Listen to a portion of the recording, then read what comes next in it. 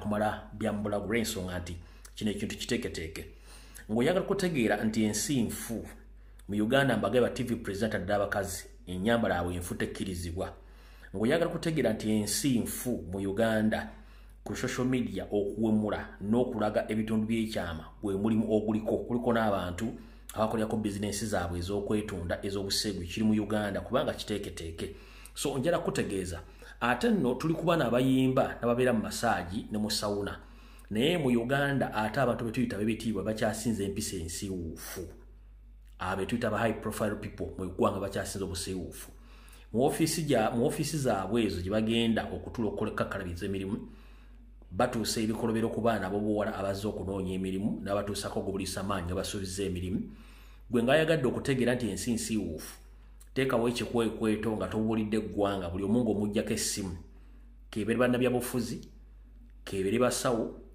keebere bamanagers n'obatandika obajjako essimu ng'obajjako essimu omukomu okebera ojja kusanga essimu zaabwe zonna ezisinga obungi zijjudde obutabi bw'ekiseegu ekintu nakyo ng'ate mu nsi ezisinga obungi kimanya mateeka so nja bategeeza nti omuntu asinga okuba nti museegu bebano abantu batuyisaako amaaso abakulu abeera mu ofiisi bannabyabufuzi basinga obuseegu kubanga bebasinze n'okwoluna community lwakuba temusobola bala publicly era bebasinga okukola ebintu ebyo so ebyo naye mulaba ku mutimbagano byonna gavumenti ebirinamu omukono lwakwebuzabuza bakimanyi bulungi nnyo nti baagala abantu basiruwale bava ku nsonga z'eggwanga y'ensonga lwaki bawumulya mu lulimi lwaffe Oluganda lwaki tebawumulya mu nnimi zaabwe ekyo nakyo kyabalemi okufuna solution yakyo tetugenda yeyo jagadde bategeeza nti temukiwa nnyo budde amateeka weegali bwe baagala kuwera ekintu kino Minister of Ethics and Integrity weeri esobola okukwatisa amateeka neyita abantu abo babakwata bagulako emisango bwe kiba tekisoboka kiba kitegeeza nti bakimanyi era bakinamu omukono y'ensonga lwaki ensonga zitambula bwe zityo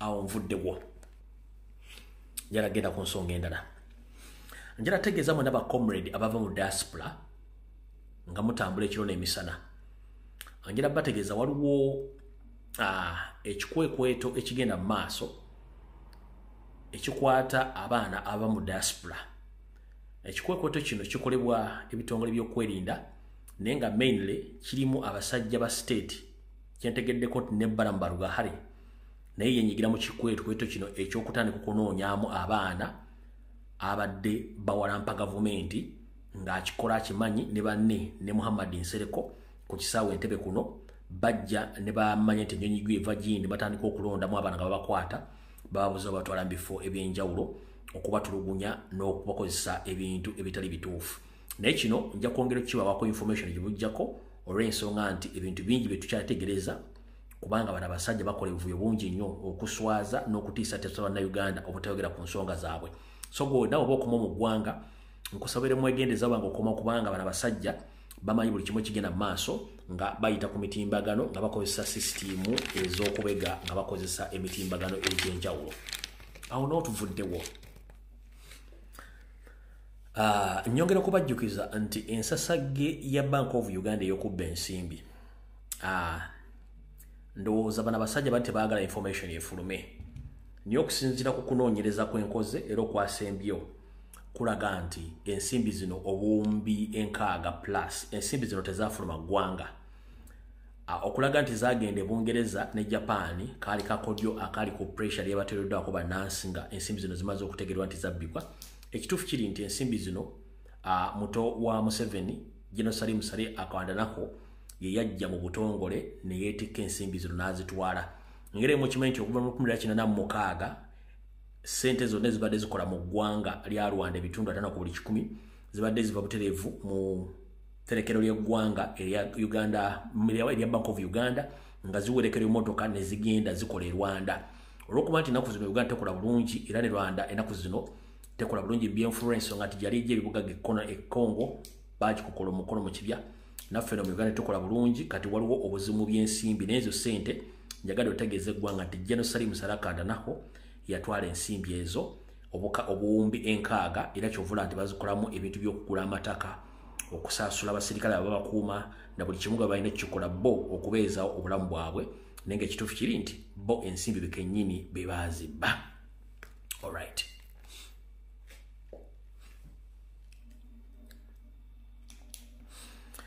Era okusinziira ku information gye nnina oba gye ngazarinze endaga nti ebitongole ebikesi n'ebitongole ebikwasaganya ku kunoonya n'okuzuula obutabankobera mu nsi ez'enjawulo byayongedde kizuula emitajja kulaba ku mawulire g'e Kampala nti Museveni akozesezza nnyo obukodyo bungi nnyo omuliro okuliyetingawo obubinja bw'abatemu oba bayeekera obutta abantu mu ggwanga n'abanga alowooza nti ensi tejja kutegeera nti bano abantu babe.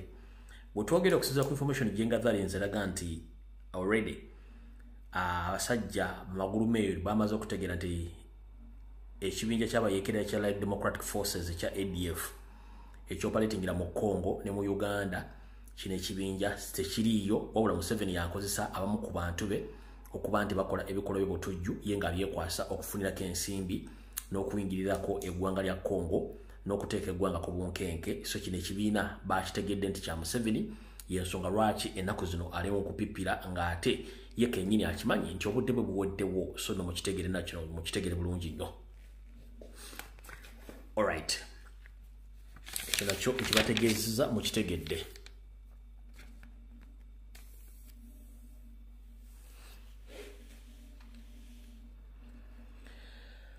Mwenna abakwasaganya oba ababeera ku mitimbagano naddala nga mugenda ne mu jayo application ez'enjawulo ne muziteeka mu masimu gammwe njala bategeeza mwegendereze nnyo nga muwanula application ate ezikolebwa mu Uganda. Lwaki? Waliwo application gye bayita AfriMobile application oba AfroMobile. Ngeno AfroMobile nannyiniyo ye Kim Kalisa nannyini WBS. Bw'obanga oli mu Uganda nga wa downloadinga AfriMobile application eno kimanye nti application eno abatagimanyi obulungi eri ku Google Store osobola ojja downloadinga n'ogiteeka mu simu yo osobola okuwulizaako radio ne TV mu Uganda ezisinga obungi. Naye application eno ya Kin Kalisa nanyini NBS TV. Application eno ekituufu kiri nti Kin Kalisa agikozesa okuŋŋaanyirizaako data w'abantu n'okubabegerako bawulira program ki comments ze bakola era muno Kin Kalisa mwasobola okuba ne banne ebitongole bikesi nga biketta bannayuganda bonna abali politically active abakomentinga abasharinga na buli kimu kye baagala okumanya bakimanya kati nga basinziira ku data gwe bafunye bro downloadinga app eyo data yasigala mu simu ayingira mu simu yo bo already baina collection data base yaabwe. The moment you download that app n'ingira mu simu yo babasobola okufuna ekikasi ky'essimu yo serial number enamba y'essimu kati emitimbagano gyonna gy'ogendako kebere radio nge live oba TV ng'ogigenzeeko live comment gy'okola esobola okuba comment gy'okola na buli kimu basobola okumanya w'oli n'okufuna information ekwatako.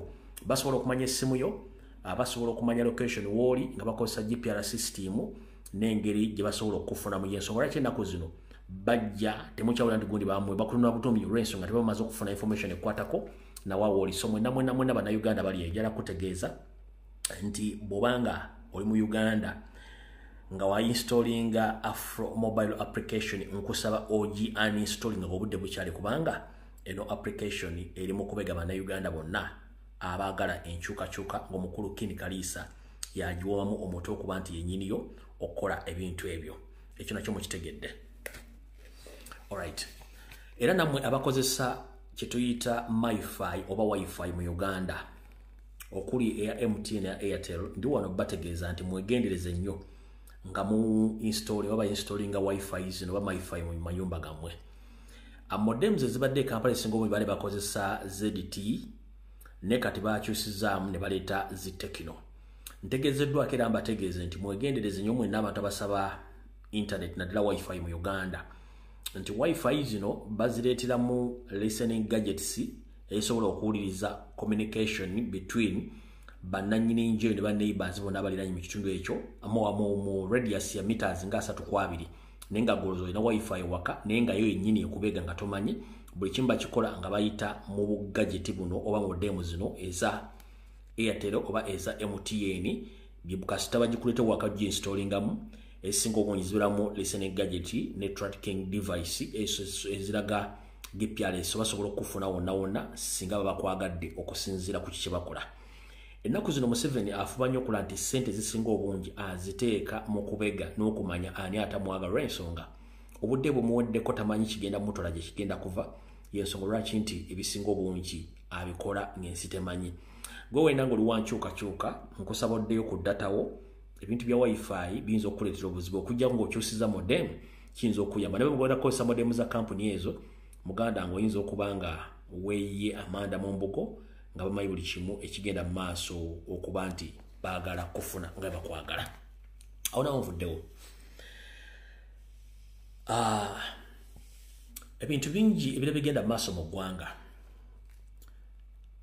Ebintu bya Kano Kizza Besigye mbira bitambula biri mu katemba mungi neffe twabagamba buli kimu tujja kibawa.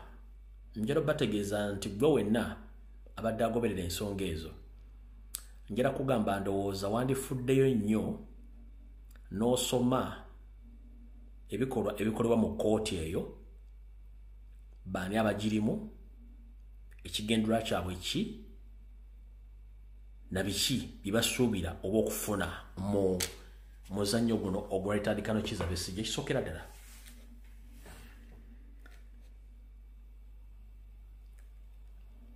Omuzannyo guno nagutandikawo natandika information y'omwami ono ngibategeeza ne mbategeeza n'omukyala agulimu ne president we Kenya ne mukulu Raila Odinga ne mbategeeza bulungi nnyo era automatically bigenda okuvaayo nga bibiri.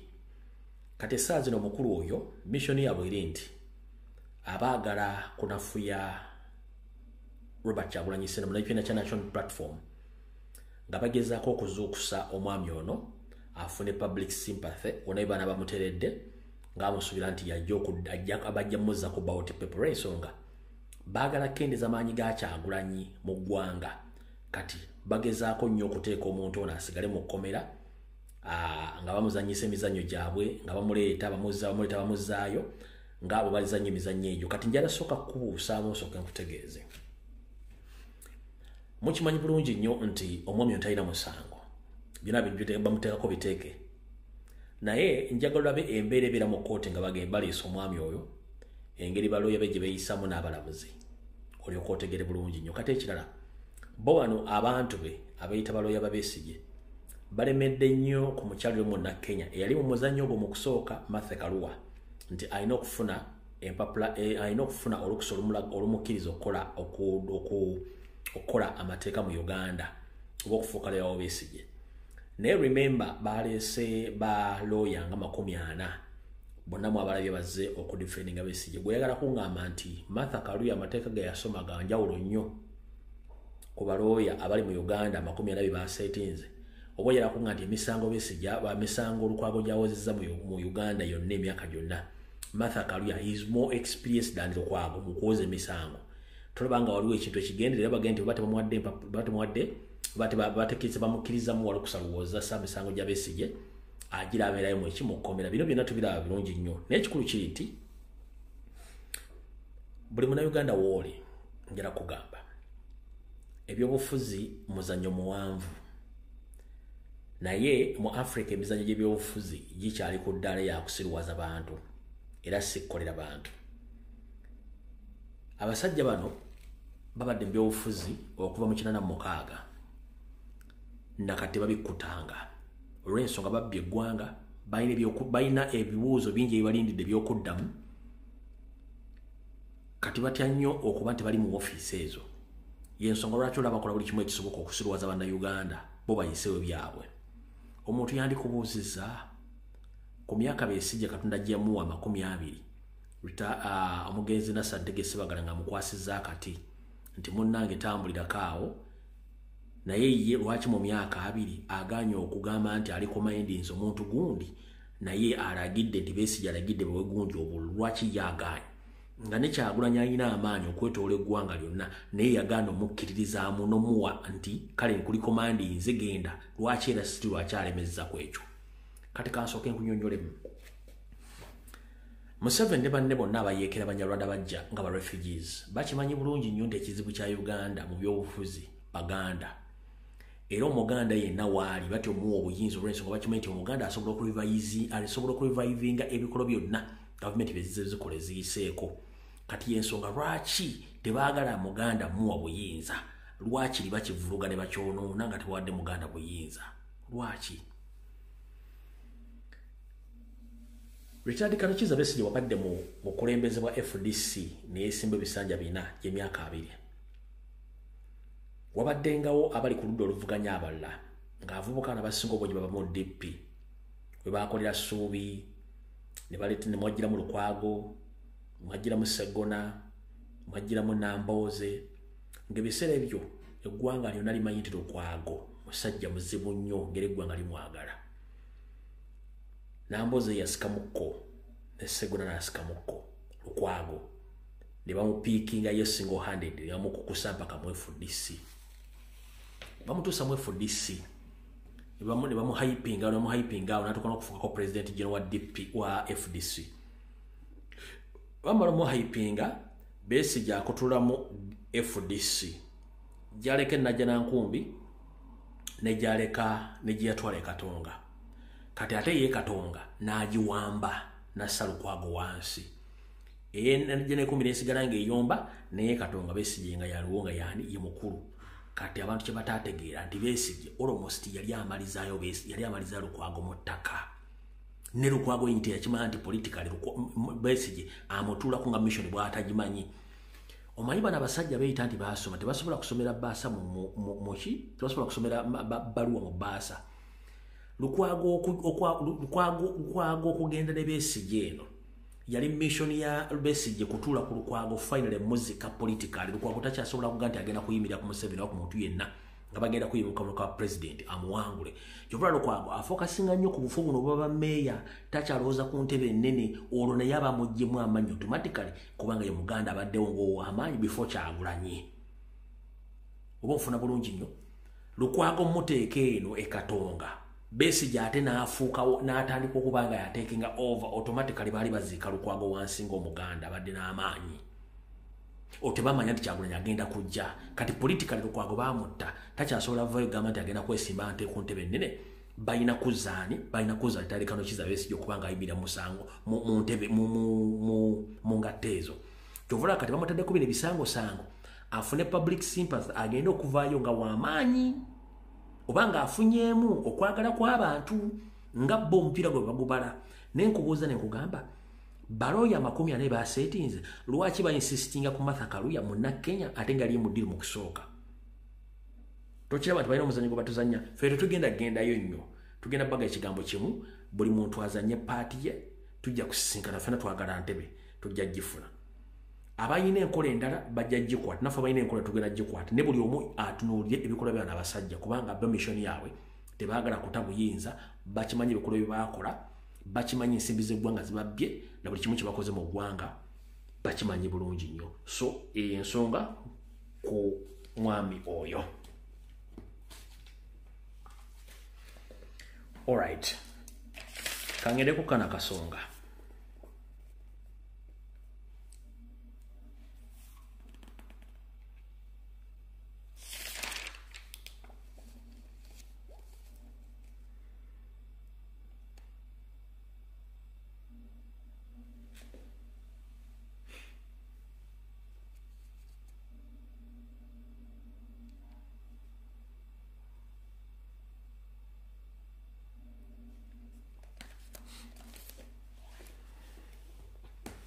Monkola yemu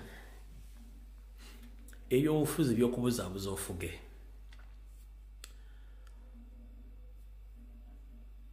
Njala kuwayo ekyokulabirako kimu kyekiriwa. Wali weebuuzizaako lwaki kampuni ezikola bia oba ezikola omwenge ogutamiiza ku bulango bwazo ku TV oba ku TV oba ne ku bipande teziteekako muntu, tebakozesa batamiivu bennyini okulanga omwenge gwabwe, bakozesa bantu balamu bategere bakolerako obulango. Lwaki? Nkubuuza nawe nziramu. Gwaliwo weebuuzizaako lwaki kampuni ezikola bia oba waragi bwe ziba zikola obulango tezikozesa batamiivu nti oba twakuteeka katambi k'omutamiivu ng'anywedde nnyo ali mu kkuba atamiro bagudde mwala ke tuba tukozesa okwadvertisinga omwenge guno okubalaga nti omwenge mukaguwooma. Lwaki tebasobola kikozesa olw'ensonga kiba kijja kutta akatale n'okulaga ekifaananyi ekibi nti omwenge guno si mulungi gwakunywa guswaza omuntu. Kati mu nkola eyo ey'okozesa abantu abalamu okulanga omwenge ogwo so nga ate ekituufu kyandibadde nti okulaga nti omwenge guno mulungi nnyo bandibadde bakulanga obulango buno nga bukozesa abatamiivu okulaga obulungi bw'omwenge nakyo ekigulimu. Kati ne Museveni bw'ate bw'akola. Ebyobufuzi bya Museveni byonna ababimuzannyira basinga obungi tebadde ba famire ye. Abafamire bonna bali out of politics, bakola bintu bya birala nnyo kubanga bo babakolerera bukolerezi. Kyovula nti Museveni akozesa nnyo abantu b'omu Buganda, bw'amala obbakozesa n'abasuula kubanga akimanyi nti baagala nnyo obukunkumuka. Kyekifaananyi kiri nti ye Museveni akozesa abantu balamu n'abafuula abatamiivu. Bw'abakufuna obeera otegeera bulungi nnyo. Ne kampuni ya bbiya bwebeeranga ekozesa abantu abategeera, tekozesa bantu batamiivu. Naye nga gye bukomekereza ng'omaze okunywa omwenge ogwo era ogenda kutamiira. Kati Museveni bw'ate bw'akola. Museveni amanyi politics kyeki. Tateekayo bantu be. Ateekayo bano abeefula nti bategeera n'abakwata n'abawa ssente ne batamiira ne batandika okukola ebikolobero ebiswaza eggwanga politikale. Ne bwewuunya ku myaka 40 Museveni gy'afugedde eggwanga tawangulako wadde n'akalulu n'akamu. Naye era babadde ateekamu ssente okujja omwesimbako webali nga balwanyisa obo kennyini exactly abadde balina obusobozi obusobola okujja Museveni. Bwetwogerera essaawa zino njala bategeeza nti abantu abalwanyisa muzzukulu wa Buganda Robert Kyagulanyi Ssentamu be bantu be bamu beefaananyiza ekifaananyi ekimu ku ekyo era balwanyisa muzzukulu wa Buganda omugenzi Ben Kiwanuka yenkola yeemu. Lwakuba nti ebiseera biri tewaali nnyo social media ate ne TV yayinga UBC nga n'amawulire mazibu nnyo abantu okutegeera n'okugasoma. Ne kati ekyenjawulo ekiri olwali nti kati lwali abantu bajja ku social media ne boogera ensonga zino ne bazitangeza eggwanga ne litegeera ensonga. Waliwo enjawulo wakati w'emyaka giri emekadde na gino. Kati system ye Museveni gy'akozesa azze agisoma ku bakama bonna bajja bamutereka ebyobufuzi olw'okuba nti yalina ekigendererwa kye. Kati yemu gy'akozesa olwaliro okulanga afaafagana ekyagulanyi ng'akozesa eyo emiwaatwa gye yaleka mu Buganda era gy'azze asimba mu Buganda okulwanyisa Abaganda bonna ab'amaanyi ng'akozesa emiwaatwa egiri emmengo kyekigenda mu maaso olwaliro. Era kyenkunyonnyodde wali nti lwaki abalwanyisa Museveni bakozesa okulwana ebyobufuzi bye beefaananyirizaako bali abatamiivu abatasobola kuba bulango bwa bbiya ng'ate bwe wandibadde obulango obutuufu okuba abantu bategere ekikyamu ekiri mu mwenge. Ekyo Museveni kyatusinga era kyenjala obbategeeza olwomutegere bulungi nnyo nti Museveni ebyobufuzi bye byazannya bya kiyaaye si bya kintu kikulu. Kati n'asanga Baganda baffe bamu abadde ebyobufuzi bo nga bajja kunoonya nsimbi tebajja kukulembera oba kukyusa buyinza. Mbooza lwaki? Essaawa zino omuntu asobola okuba Uganda yonna mu Maserengeta, mu bukiikaddyo, mu bukiikakkono ne mu masekkati bamuyita Kyagulanyi.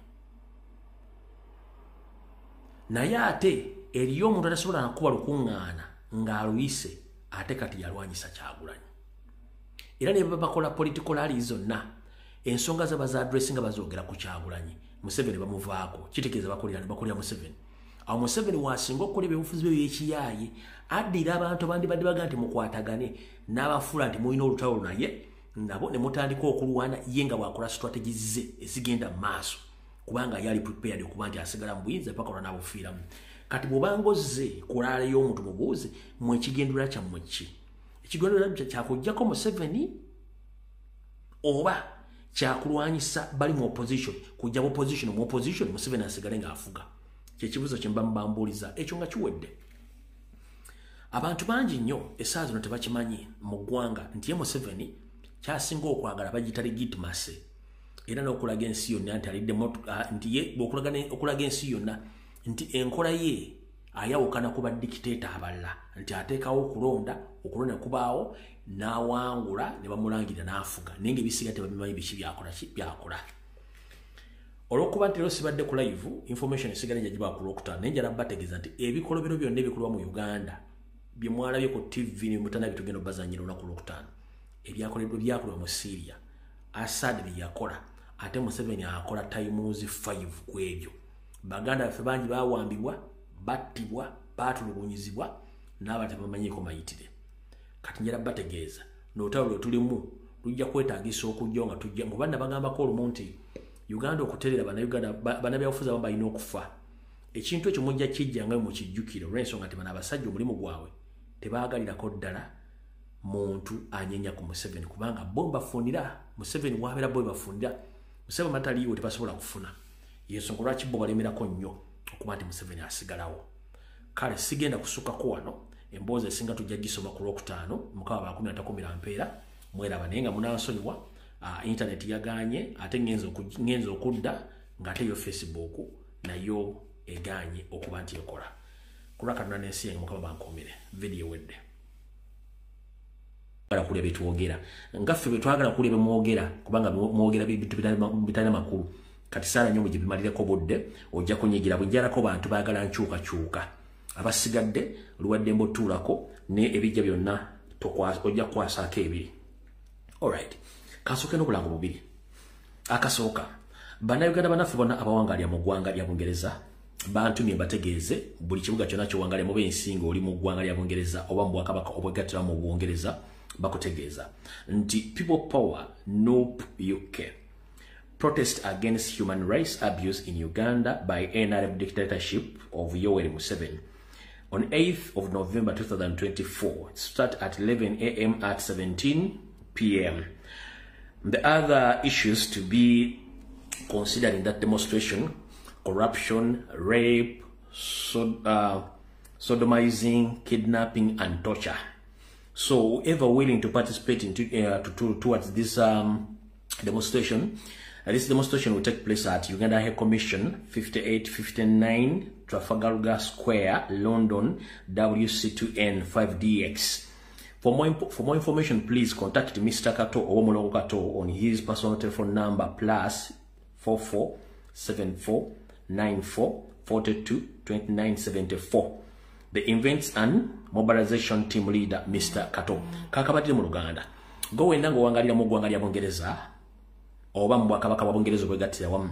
Otegeezebwa bakomedi baffe ekibiina kya National Platform saako nabo musindo gwa People Power nti ejja kubeerayo kwekalakaasa mu ggwanga lya Bungereza nga bavumirira okutyobola eddembe ly'Abannayuganda mu gavumenti y'omusibira mu Bwayo Seriti Bahabura Tabasira mutabani wa Kale Kyensere President Sagabisibe ngeno okukalakaasa kuno kujja kwena kuzomwezi 8 omwezi ogw'Ekkumi omwaka 2024 kujja tandika ssaawa 5 ez'okumakya komekerezebwe ku ssaawa ndoza saa 11 ez'akawungeezi. Emiramu emirala gigenda okwegattako okuli obuli bw'enguzi okuliisa abaana bobona nabo bulenzi ogw'obuliisa maanyi ng'ate ku basadde n'obbasiyaga saako n'okuwamba n'okutulugunya Bannayuganda. Okwekalakasa kuno kugenda kubeera ku Embassy ya Uganda esangibwa mu kibuga London ekya Bungereza ku ndagiriro 5859 Trafalgar Square, London ku WC2N 5DX. Ngoyagala kumanya ebisinga ojja kubira Omulongo Kato omuteesiteesi owa demonstration zonna ku luyi olw'abagala enkyukakyuka ku simu ye ey'omungalo kasalaba 44 74 94 42 29 74 ojja kuba omufuna bulungi nnyo ajja kuba akutegeeza bisingawo iyo demonstration egenda okubeerayo e Bungereza. So mwenda mubeereeyo ku demonstration eyo then tulyoke tugende bulungi nnyo mu bintu ebiddako. Alright, awo tuvuddeko akalango akasembayo. Gwe wenna ng'obadde ogoberera muganda fono kubayita Lodin Wine Kabako mu myaka gy'amaze mu kisinde ky'emusic ye muntu yekka abaddenga ku buli event yonna ebaddewo ng'ayimba ennyimba z'omukulembeze newankubadde baamuganda okuyimba ku bivulu naye ye abadde ng'ayisaawo lwaki message abantu bategeera nti omukulembeze akyaliyo. Kale n'olw'ensonga eyo omukulu ono Lodin Wine Kabako ng'aweza emyaka gye 10 mu kisaawe ky'okuyimba akutegeeza nti jangu omwegatteko nga ategeka ebivulu bye ebisooka mu myaka 10 gy'amaze mu kuyimba. akugambye nti ekivulo ekisooka kijja kubeera Calendar Hotel e Makindye ng'enaku z'omwezi 8 omwezi ogw'okumi mwaka 2029 e Makindye ku Calendar Hotel. Okuyingira mu lukale gujja kuba mutwalo gumu, mu VIP emitwalo 2, emmeeza yakakadde. N'akugamba nti bw'avaawo ng'enaku z'omwezi 10 agenda kuba yolekedde Mityana mu Eden City Mityana, ng'akugamba nti era enteekateeka y'ensimbi tekyuseemu. Wonna mu lukale mutwalo, VIP mitwalo 2, emmeeza yakakadde. Tosubwa bassekamwa abalungi saako n'abatabuzi b'emiziki abajja okuba bamwerekeddeko, saako ne kampuni zonna ezimutaddemu ensimbi okuba nti asobola okuba nga atuukiriza ekigendererwa kye oba ekirooto kye. Omukulu n'amuyita amagye ga ku ttaka another problem. Bw'onooba nga osobodde okuyite, please teekamu kyonna ky'osobola, oba ogulira omuntu agende alabe ekivulu kino, please muteekemu ssente agende abire mu kivulu kya Muganda Fono asobole okuba nga naye abaako kye yeekolera. Alright. Awo tuvuddewo. Njagala kukwata video ya leero mpola. Musooke musasanye video, saagala munyumire mwekka. Njala tandika n'ekigula lugi, bwe mala okutandika n'ekigula lugi tusimbule video. Alright. Ekigula lugi kya leero naye nga sina kigendako bannange. Kasooke mbebaza obutagoberera nnyo diversion ziri ku social media. Ate n'ekirala mwegendeze no diversion. Diversion ya Haji ne Hajati eyo mugiveeko yafuuse. Olwaliro kibalagidde ddala nti diversion ya gavumenti kasita mbadde munsereko ba YouTube bonna abagenda eggulu naawe bonna bali state funded mugire bulungi nnyo nti diversion ebadde pure evudde bulungi nnyo. Temudda ku kintu ekyo mubaleke bamalirize ensonga zaabwe, temudda ku ekyo.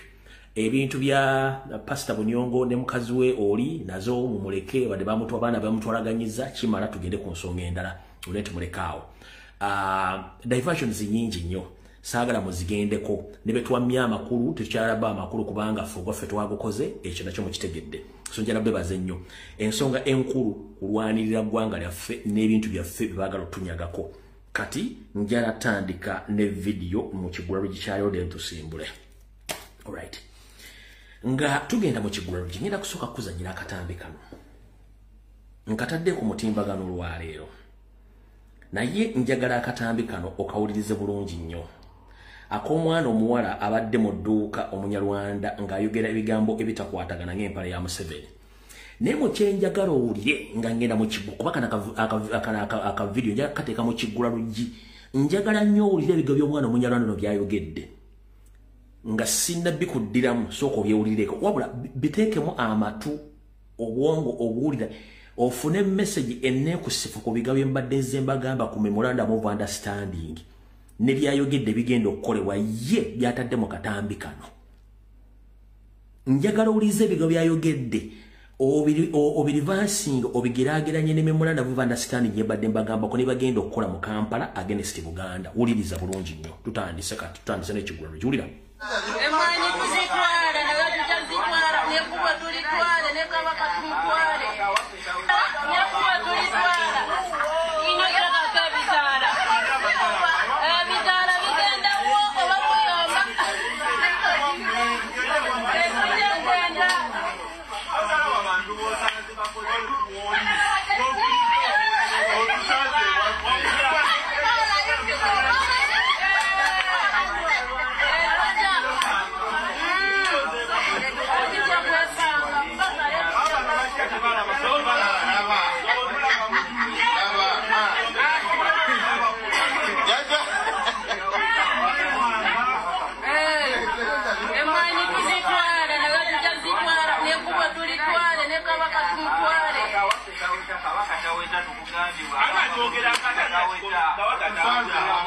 ani tukagala teako bitaala kalina kugamba kabaka taweta bateekawo bitaala. Right. Ndowooza owulidde bulungi. Emmwanyi tuzitwala, kabaka tujja mmutwala, nekkubo tugenda dijjawo tuteekeko ebitaala bye mugamba kabaka taweta. Kye nabagamba mu memorandum of understanding Mayiga gyeyakiriziganyako ne Museveni. Njagala nga bawa reference ku information gye mba nfulumya. mujjukira bye nabasomera memorandum of understanding Museveni gye yakola ne Mayiga ne David Wasajja ne Salimu Sale. Mujjukira ngamba gamba nti abasajja bakulaninga kujjawo enkulungo oba engalabi bagijjewo. Kati ono buli mukazi buli muwala yenna Omunyarwanda ali mu Kampala bwe twogerera kati ebitundu 9 ku buli 10 bonna bambega ate babe babutwa. Ono statement gyayogedde tevudde mu bbanga kanjiddemu njoke ngende mu Kigwaro gi direct ulira bulungi nnyo. Emanyi tuzitwala ne batuzitwala ne kuba tulitwala ne kabaka tumutwale ne kuba tulitwala ino kaka kabitala bitala bigenda wo oba kuyomba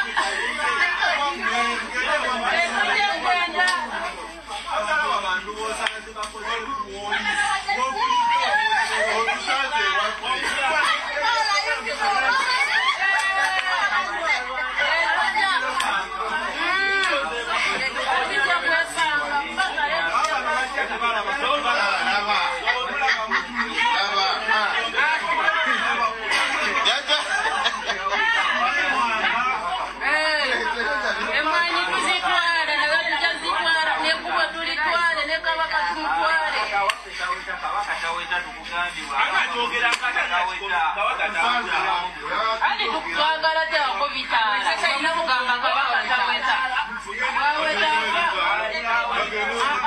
batekawo bitala right ndoza mufunye bulungi katugende mu Kigwaro gi. Alright. Era nga ngenda mu Kigwaro gi nsaagala mutomere lutalo lwa Gashumba ne Banyarwanda bannaabwe nkiddamu saagala mutomere diversion y'Abanyarwanda wakati wa Gashumba ne Banyarwanda bannaabwe kubanga balina kibavuga kimutategeera. Tugenze mu Kigwaro gi. Ekigwaro gi kyali kiweza mu ndaba Uganda okuva mu mambo kambasira ngitambo kikaddyo n'amasekati ge tuyita mu Buganda kansulenti muli bulungi. Ewali omukka tewabula muliro wengenda okujja Ekigwaro gi kyaleero nga nsinzira katambi kano kembaza nnyedde ewali omukka tewabula muliro. Yoseri Tibahabulwa mutabani wa Karekezi ne gurupu yo ey'Abanyarwanda mwe kizibu kya Uganda n'eri Obuganda nkiddamu Yoseri Tibahabulwa Lutabayisirwa ne gurupu yo ey'Abanyarwanda mwe kizibu kya Uganda n'eri Obuganda.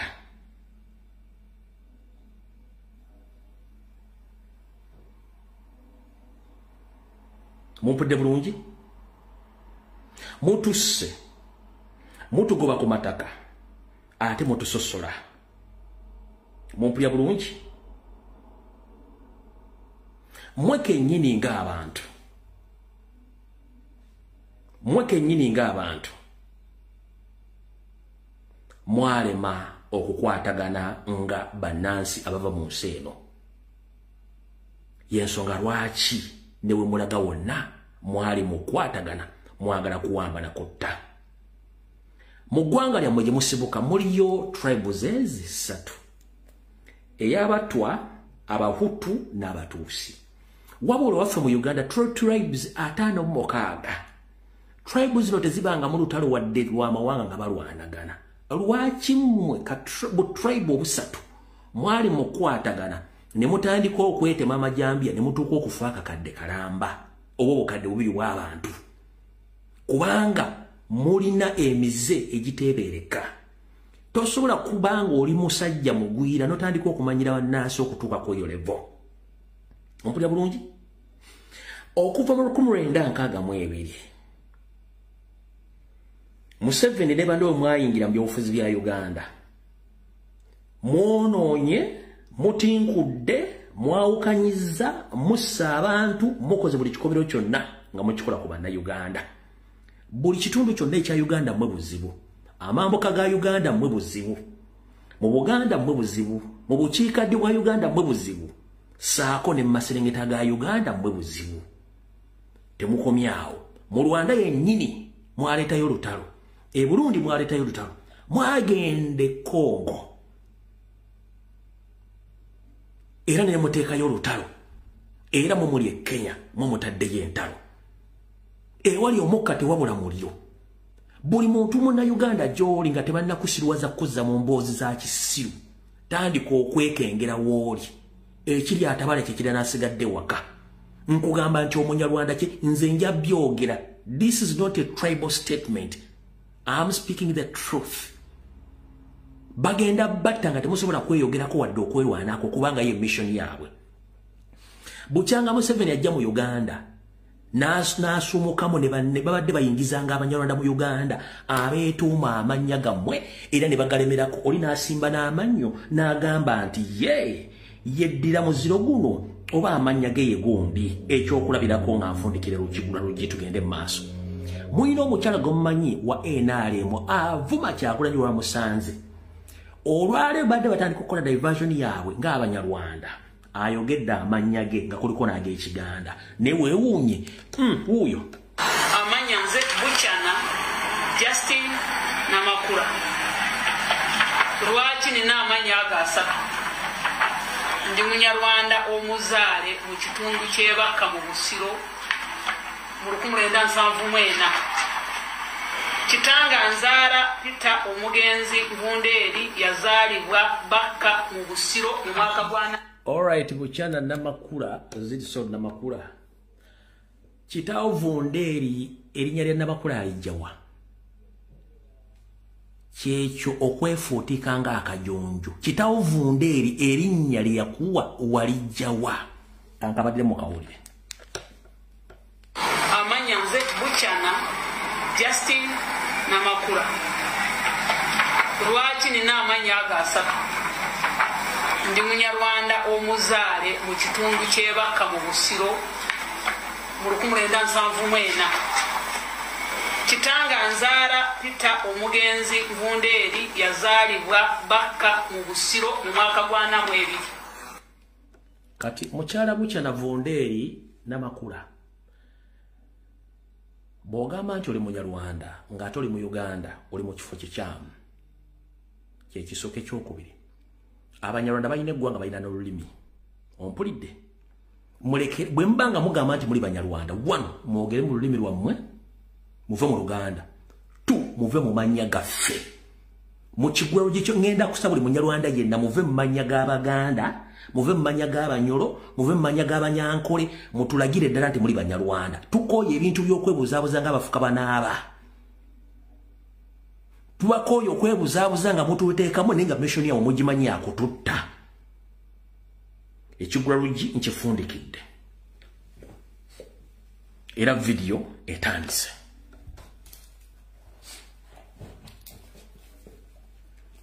Nabagamba Omunyarwanda tava mu Munyarwanda munne era abeerawo 24/7. Ndi wano okubategeeza mwena Bannayuganda ensonga z'emmwanyi okuggyako nga musituse ne muteekawo kye tuyita olutalo luva omwange. Bwe mutakikola Museveni emizannyo gye bulijjo bw'ate bw'agikola kubanga ssente azirina alina batiisatiisa. Abangoberera ku Sande najja ne nkola program ne mbagamba nti Muwanga Kivumbi yali ku ssimu ne Yosiri okumala eddakiika 40 nga bateesa buti bagenda okubuzaabuza Abaganda ku kintu ky'emmwanyi. Ku Sande mwenna mwali kunabagamba Muwanga Kivumbi yali ku ssimu ne Museveni okumala eddakiika 4 ne boogera buti bagenda okubuzaabuza Abaganda ku mmwanyi. Era ne mbabulira ne ssente ze baba buli individual okukola katemba oyo. Nze najja ku Sande ebyaliwo byaliwo ku Lwokutaano. Ne ku Lwokutaano kwenyini bafuna press conference. Ku press conference gundi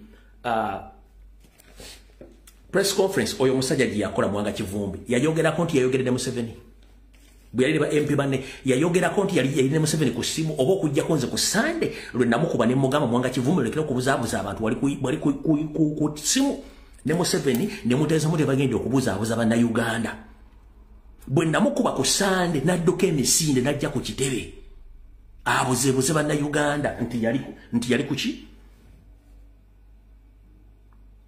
Kamalo bazanjira video eno.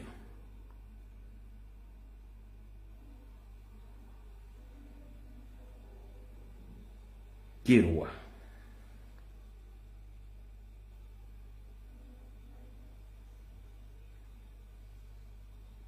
Yino. Banjirikiza wano myaka ebiri enjabedi wani esatu erumidye etaano erumidye for position yako pasi ebikirira ekyo si nyize muwanga kivumbi nshobora president General Museveni enamba yange tagiina twali twegayirira banange tubonabona twegayirira sipiika ku makyalo tutegeere tuleme kugera palamenti ku mwana nebunga ababaka ba palamenti bonna abatagala mumwanyi tugende tusinkane sipiika etwetwali togere sipiika sipiika tinamategedde nnyo babulabika muli batuufu nnyo ensonga zammwe ngeze ez'amagezi ensonga zammwe nga eza common sense naye ensonga pulezidenti yagituma gisobola gibasabirawo mu ngeri y'olukwesikwesi n'akwata essimu nga tuli mu miitingi awo n'ababaka bonna n'akubira pulezidenti nti amubuulire bitogedde oba yalimubulira bulungi nabanga tabitegedde bulungi naye mukazi wattu oluvannyuma naga nti kale n'ekyamaanyi atwala abaana ababaka waali yogera naye nga tuteze olukote bubiri etulanga okwogera ne General Museveni ajagamba nti ffe twagamba abantu ffe twawaayo emwanyi twagamba okwogera ne pulezidenti nengagalize ndi musajja ate oyagenda kumukola ki n'agiiko n'atandika mu ngeri etali ya bulijjo nagamba kukomaze ebbanga lyonna ng'oli mutudu nga nkulonye nangamba nga kati gweoyeeyo musiwaza abantu munoona abantu musika bukyayi bw'amawanga nayomera eddakiika naye musajja gwe n'enkola eyaffe ey'obusirika omuntu gwotamanyi osooka n'okola ki n'omuluuzaako sijja kamalayo mutegedde bulungi singa saamukuba ku Sande era lyagenda kusirika nga ssente bazifunye kati bakulu bannange ne baganda bange n'abanzaala bye basajja betulina kati ebyo byonna bibaddewo mwalabye abasajja oyo simanyi Bomaali Empindi yazze ku CBS ng'awolereza speaker Anita Amongi wasanya Kauli Charles Peter Mayiga publicly yagambye boogera n'Anita Amongi era yamusindikidde obubaka please omuntu ajolonze obwakabaka n'ajolongeramu ne mukama n'oga nti twogere yansindikidde n'obubaka bakola ekintu ng'ensi teyagala etegeere kati ladies and gentlemen bali makajjano ku saa 2 mbatereddeyo post wasanya ku video kuno okuwulire mukama wo kwali Museveni ku ssaawa emu n'ekitundu drone zange zikutte wasanya Kauli Charles Peter Mayiga ng'akyama agende wa Museveni erwakitula omusinkana saa ziri binda kika 26 wabula ku ssaawa emu n'ekitundu eyakawungezi kana akalero drone zange zikutte Mayiga ng'ali mu konvoyi ye akyama agende lwakitula okusinkana Museveni ambuli kye bagenda okuzaako naye omwami ono bwe yeekengedde asoose kuyimirirako ku Sky Blue Motel mwenna bamanyi ku luguudo ogende wa Museveni bwe yeekanze n'amanya nti waliwo amugoberera asoose n'ayimirirako ku Sky Blue Motel nga yeekengedde nti waliwo amugoberera omulabisa saagala kuta video eno kubanga eyinza okuleeta obuzibu eri drone zange naye mmanyi manyija kwoli mukama Museveni kwali muli mu meeting essaawa zino mugenda kuteesa kiddako ne video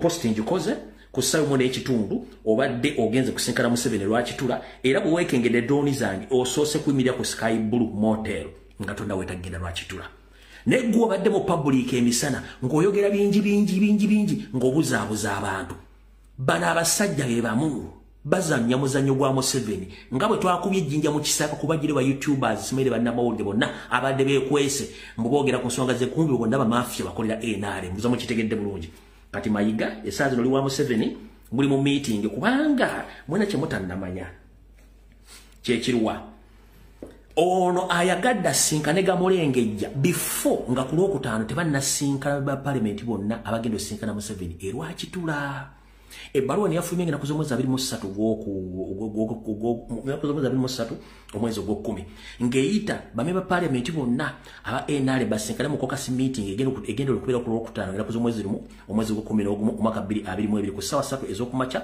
ekisozi mu faamu ya Museveni gye yabba byonna babege bajjiba nabyo era bagenda okubeera abayitidde okubeerayo kuliko Mugundi Yoseri yennyini kuliko vice president we kuliko prime minister kuliko ne secretary general nena ne party bagenda okubeerayo je ne balwa kati baagadde onajje olwaleero bamuwe briefing biki byagenda okulimba abaganda zamutegedde okubajjukiza Mayiga omwaka gumu n'ekitundu emabega yasooka naga nti ekitongole ekya Uganda Coffee Development Authority bakijjewo tekirina mugaso. Mayiga kennyini video mwagirabyeko kati ate y'omu yagamba nti akirwanira kireme kuvaawo. Mukitegedde bulungi kati bwe mutamanya mizanyo gy'abaana abasajja temugenda bategeera nze mbatadde ku mmeeza babateredde awo munaamanya mukitegedde bulungi nnyo awo nvuddewo kati bwe nvaawo awo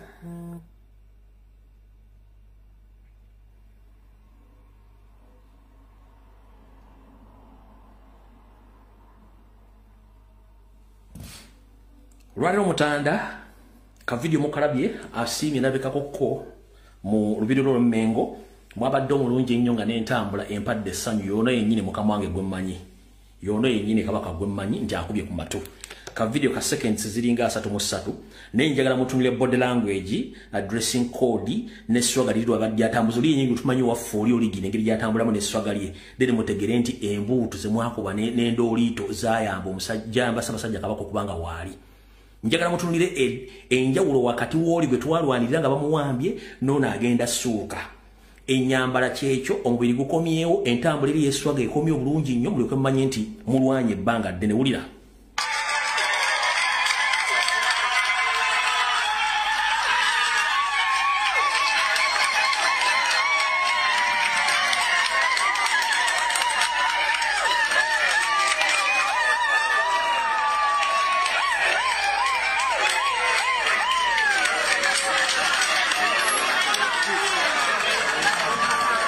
entambulo girabe eyeswage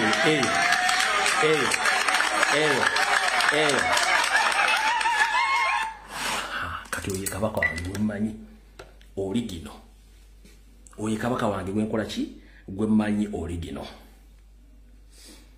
bwenva kweyo ensonga njala kwongera bajjukiza wona information gyetuwa ebeera credible 24/7 mujjukira nga bagenda mu kulonda Kenya najja ne bagamba nti Museveni asindisa abasirikale okutandika okutta n'okubowa bana Kenya nazogera mu Luswahili nezogera mu Luzungu nezogera ne mu Luganda abantu ba picking information ne kati bana Kenya benyiri bakoze reference ku information gye nakola kati n'ensaasira bali e Kampala ba bloga simeba na mawulire simanyi baani kubanga tebamanyi omukazi uno mu Kenya ba confirminga mbawa reference tetuna sumula information mbori fans ku information jebadde information gye nawe Kenya ku mulirwano mwebuzabuza nya magezi wuno mukaza We have credible sources who have indicated that there is a special abduction stroke killer squad which is comprised of both police and army officers. And this squad, we are told reliably, is based somewhere in Karen, near the DP's residence, and another wing of it is based in Orepolos, in Kajiado. These people also are joined, and mainly this squad is drawn from Dr. Ruto's ethnic community. We are not saying it's all members of the community, but this squad is made up of people he has picked from his community. They are also joined, we are reliably told, by foreigners, fellow East Africans from Burundi, from DRC, and from Uganda, and God knows where else. A regime that finds it necessary to create a squad outside of ndoza muwulidde a reference kati modde kwabo simaye balina amambuluga simaye bafunye for information gyetuwa eba credible kati awo bwetuvaawo mayi mwagala kuseka mwagala kusooka kuseka naye nga simunnaseka kale kansoka empisewo ekirango kino munansonyiwa alright kitalo nnyo ddala abaganda baffe ab'ekiwayi kye Kodi Kampala batuviiriddwako kitaffe Sheikh Anas Sesimba Allah gwe yajjuludde era mmanyi nti olwayenza okuba nga aterekeddwa oba nga aziikiddwa. Omwami ono njabagambako ekigambo kimu nti mbadde mmanyi ng'omuntu bwe batukozeza ku Lubaga Road ku maka ge simanyi gabadde namba mmeka awo mu kyalo kye bayita Lubaga Road B. Y'omu ku basajja batukozeza ku kyalo ekyo abadde si musajja bigambo bingi era batumulya nnyo muntu mu ndooliito. Kale kitalo nnyo baganda bange mwenna abazaalibwa Sheikh Anas Sessimba bakyala be abooluganda bakola emikwano abamu bentegeddeko bankubidde amasimba mbuuza nti omwami omumanyi ne mbagamba nze nzi City Boni nzaalibwa mu kibuga Kampala wakati. Kale kitalo nnyo ekya Sheikh Anas Sessimba omukama gwajjuludde mmanyi nti olwali aterekeddwa olw'enkola y'Abayisiraamu nti tebalwisa muntu Allah wabanga amusabye nti amutwale.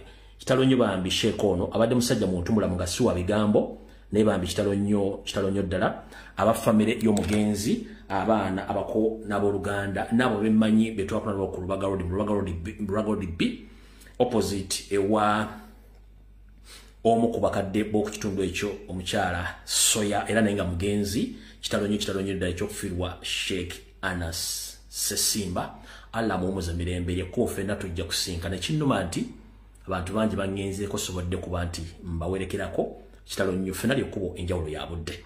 Allah akusomye byakusobako Sheikh family agigumye na buli kimu kyonna nga bwe kiri. Kale ndowooza awo katubiseewo akukiwedde. Abagala okuseka mwagala okuseka naye ndowooza kale kambawe musooke musekemu. Njala okusooka okutwala omukisa guno okwebaza baganda baffe mwenna abayisa message ya struggle boogiyisiza luddawa no problem. Engeri gye tugenda mu video ey'akafaandali nga tennatandika kansooke mbawemu kalinga kapeera ka video eno. Muganda nga wonna wooli half London wonna wooli webala okukola omulimu ogwo omanyi abantu bangi balowooza nti okwogera ebyobufuzi kibeera kukwata ngumi kuba muntu nnyondo no n'ekikuba kyokola kyokka nga kiraga obutali bumativu oba ky'obooza nnyo kijja ekifaananyi ky'omuntu. Muganda Fono akoze bu skits bungi ng'alabisa gavumenti n'okulaga ebikyamu mu Uganda. Wonna wooli half London mukama akukuume njagala musooke mukasekemu kano kakoze olwali then tulyoke tusimbula video olwaliro nga bwe badde. Make sure those Bagandas don't get numbers. Madam Speaker, olwali wabisanga wano TV ayagala okumanya kiki abaganda kye baabakola abaganda baabakola ki? For what you have to know, tubawalana. Abaganda bebandeetera bino byonna. Ebiki Madam Speaker? Bandoga. Nefune enjocho yo kyomu face. You've got them enjocho enjocho. Mazima ebifaanana mu face enjocho zava ku baganda. Tubona embala nga tubalinako nene nnyo ne mukama wange Museveni tetubaagalira ddala. Neno kala ya pinki nayo be bagikuloga. Seka. Speaker ne lipstick agenze nayo be bamukuloga. Mazima. Byonna mubikole naye muve ku mwanyi Kubawonya. Bannange kiki kye mubala ku mwanyi? Abaganda twabakuwa ate ekirala ekigendererwa kyonna kyakubalumya bwavu. Obwavu bubalume bubakalakate munyookeko n'enswera. Oli nkunyigiriza sayidi emu y'abaganda because abaganda be bennyikidde ennyo mu mwanyi. Mazima. Just know, if the Baganda are poor, the whole country is poor. Babeera bantu. Ekyokubiri emwanyi yabadde efuuse emwanyi abasajja nga bali emwanyi n'amaanyi balina kwegata. Even Wagogo last time was killing me.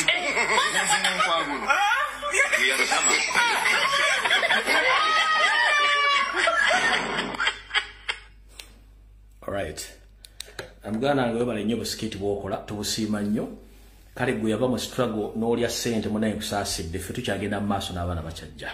Kati awo wenjagala tusimbule video y'olwaleero. Video eno tugenda gisimbula tutya tutandise bwe tuti. Ngenda bazaayoko ku buntu obumu obadde bufuluma ku bavijja ab'enjawulo. Video etandise.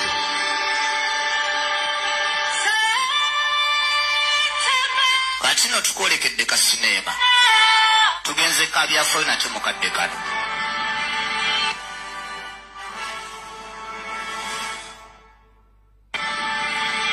Wano batugambye mwaka gwa 1986 gavumenti yabamusibira mu bbwa batuza taba mirukanga batesa bote bagenda okwavuwazaamu Uganda eno okutwala ebyobugagga byayo kozi no gitimatima mu bitundu era wano nga batugamba nti Bosco eyali Kabwejjumbiri yali akulembeddemu ekikoosi kino yasooka kwezza amataka g'abantu amakolero ogasseko n'ekisaawe ky'ennyonyi emyaka 10 nga giyise yali byadde tebimumaze n'agattako okwewola amabanja ne gatuuka Uganda mu bulago nga tejja nakusobola gasasula wabula olw'omululu nga gujja gukula batugambye nti yasindika basajja be buli kanyomero konna akasobola okuggibwamu ssente ne luba lwataano nga balwetaaga mulujje ku batunzi b'ennyaanya ababoodaboda abasindika ekigaali n'abatakisi mbamunyeemunye kubanga twetaaga ssente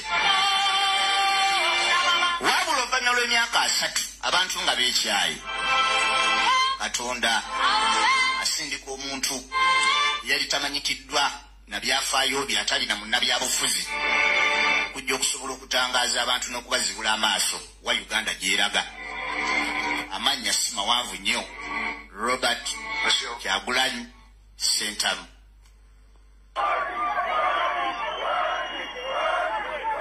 Alright, akomo kategedde kati bulijjo waliwo akatambi ke tubazannyira olwayo njagala otwale eddakiika 6 ng'owuliriza akatambi kano mmale mbaletere info njagala okawo obudde okawulirize bulijjo tukazannyako paati ya Crash Baganda nga temutegeera meaning njagala okawo obudde kaako.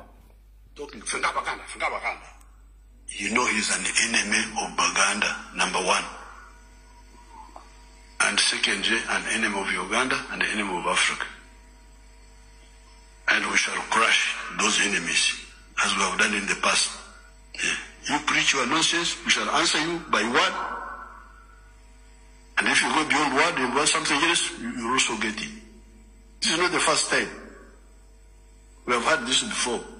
We have had this before. Because we had groups. Otherwise, why do Uganda have problems? Bantus against Nilotics. Nilotics against Bantu. These were the rubbish of 1966. That there is a conflict between Bantu and Nilotics and Matesa, Ivinjira, the other group. For the Bantus against Obote, for the Nilotics.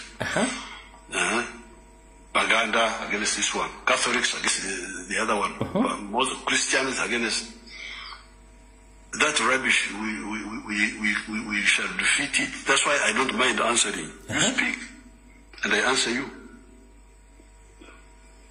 And people can listen. I'm very confident of my answers. I would defeat anybody, any of those people in any forum. In 1982,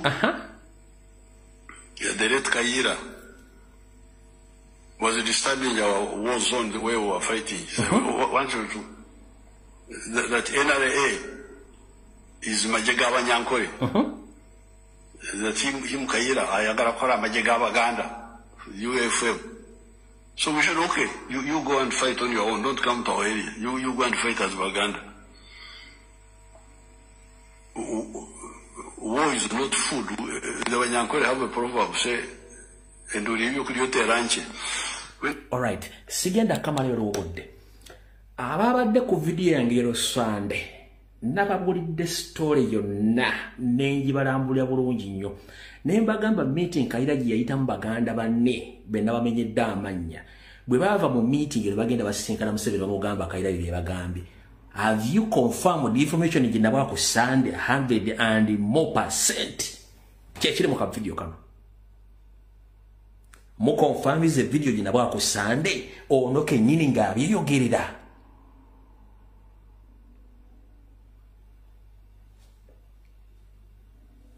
Abadde ku video ku Sunday nababulidde story yonna nga bwe yabadde. Muwulidde mu ka video kano ng'omusajja abeyogerera.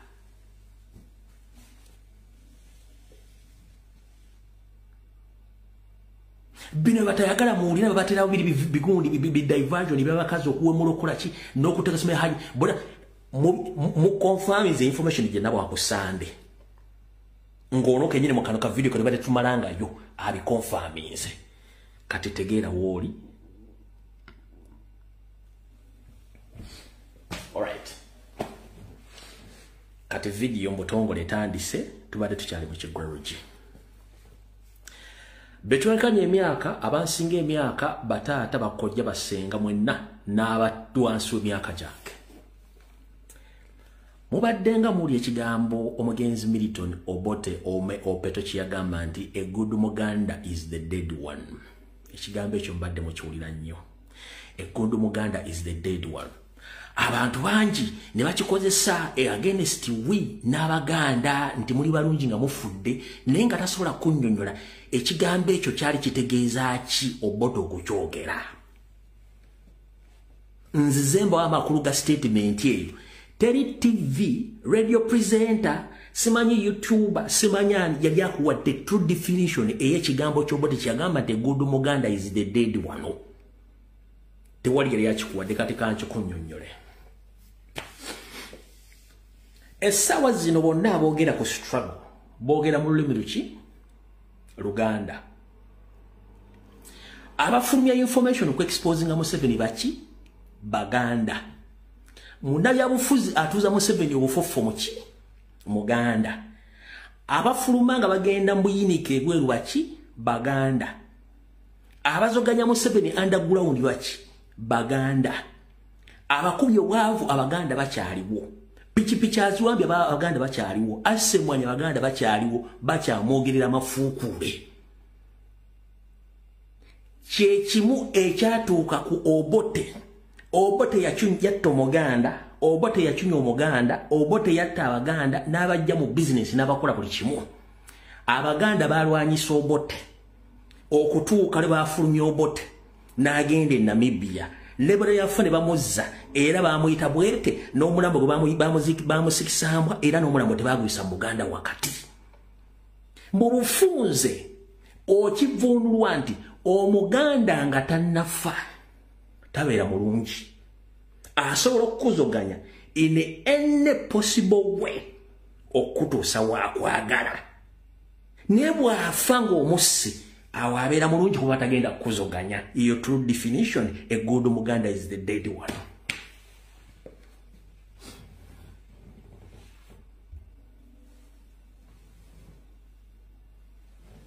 Oyagala kitegera kimanya bulungi nnyo. Emmwanyi tezitandise leero okuzoganya okuzijja ku Baganda. Post twazibatereddeyo dda. Post yesome etya. The coffee rates in Uganda during the 1960s were primarily caused by the economic grievance amongst the coffee farmers. The Ugandan government under Milton Obote attempted to control coffee prices and exports, leading to the dissatisfaction among the farmers. Yiyo si Museveni yekka yasoose. Okitegedde bulungi si yekka Museveni yasoose kikola n'Obote yakikola era beekalakaasa abalimi baabo. Tugenze mu maaso. Ye Obote bwe yamala okuwanganguka ng'agenze mu Zambia, bwe yali e Zambia bagamba bw'ati. I swear this day in my life that whatever I did wrong to Uganda as a president, Museveni will also do the same and worse more. Dr. Milton Obote in Zambia. Yiyo atiko gye yawandiika ng'ali e Zambia. Yabagamba ati mu Luganda. Ndayira mu nnaku zange ez'obulamu kyonna kye nakola ekikyamu mu Uganda nga ndi mukulembeze. Yosebiti Bahawula bwe muyita Museveni ajja kukola kyekimu atajja kukola ne bisingako ku bye nakola oyo Dr. Milton Obote. Ndoza mukitegedde bulungi nnyo. Kati omanye okugatta vidiyo eno si kyangu. Njagala mumpandikire comment 10 mutegedde ekivundwa a good Muganda is the dead one. Mala okunywa ku mazzi tusimbule video. Kyenja comment 10 nti tutegedde.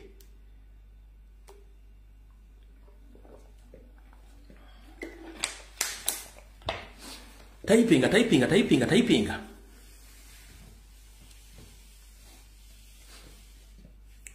sagala kubatwala mu maaso bwa information nga temaze kunnyonnyoka ekigambo oba tekiyategeera amakulu gaakyo mugategedde olwaleero. Babiri bakakitegeera, basatu bakitegedde. Njagala abantu 10 confirm bakitegedde, they have understood good enough. Bwe njagala nsomesa abantu bange buli mwategera ekigambo baleme babuzaabuza. Ana batakitegedde video gyerago ojja kitegeera wono bokisanze ku mitimbagano ekyo. So olita kuteera ekifaananyi akikuleetera nti Museveni ne bane batambuza ekigambo te good Muganda is the ready one nga bakusiigira blackmail okulaga nti Omuganda mubi nnyo. No. Kyali nti Abaganda baazoganya obote nga amazo bakolako ebikolobero. Awangangusiza Ssekabaka Muteesa assa Abaganda business azisse buli kimu akitutte. Abaganda ne bazoganya obote. Buli gwe yattanga the good Muganda is the dead one kubanga bamuwonye. So the same applies to Museveni.